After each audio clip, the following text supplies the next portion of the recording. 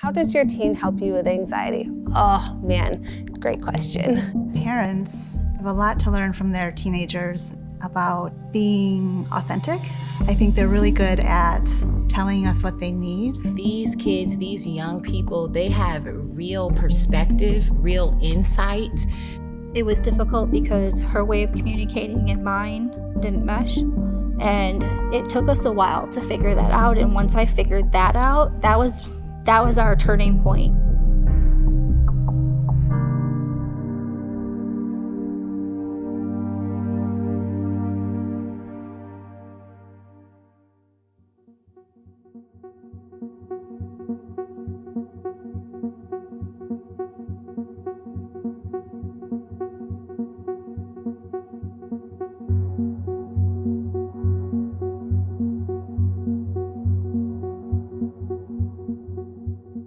How does your teen help you with anxiety? Oh man, great question.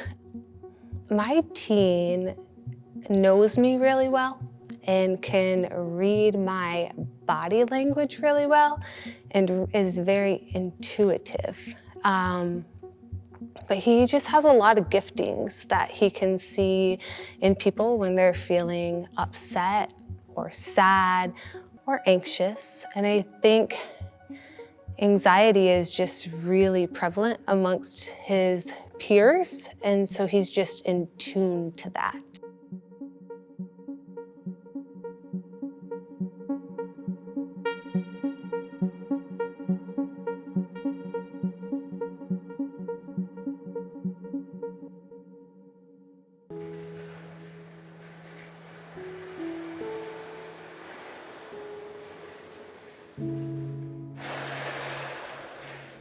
Aww.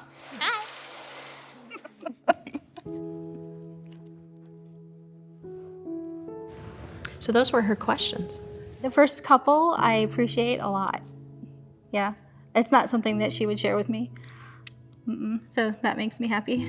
I didn't know that that's what she was going to answer when she said about me. I thought I was going to be the complete opposite, but I'm happy to know that I help her in some ways better than to make it harder for her. I was surprised to see you on this side. I'm thankful that I get to be your mom, and I think we're learning to navigate the different layers of life together, and one of those is anxiety. I feel that every person has a level of that. Before Grace started therapy, or more intense therapy, I should say,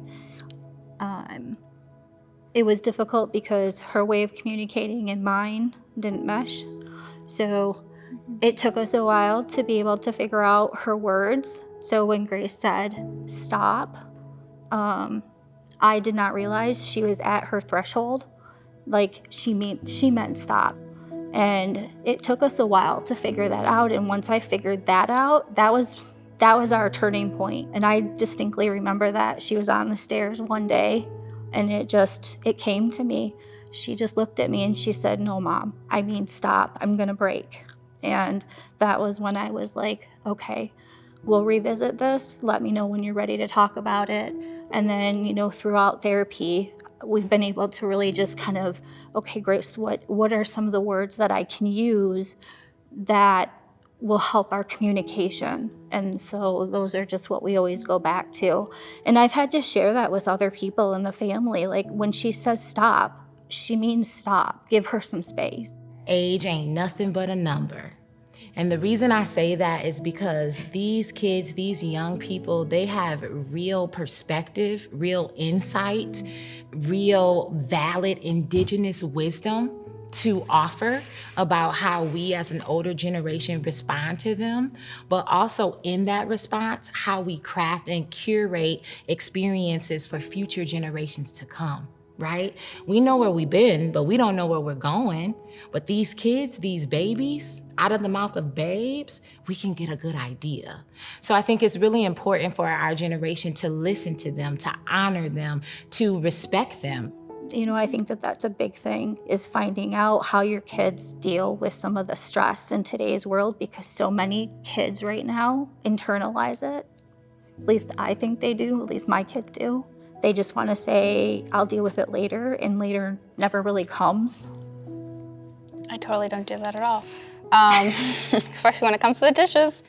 How can I be a better support system in today's world?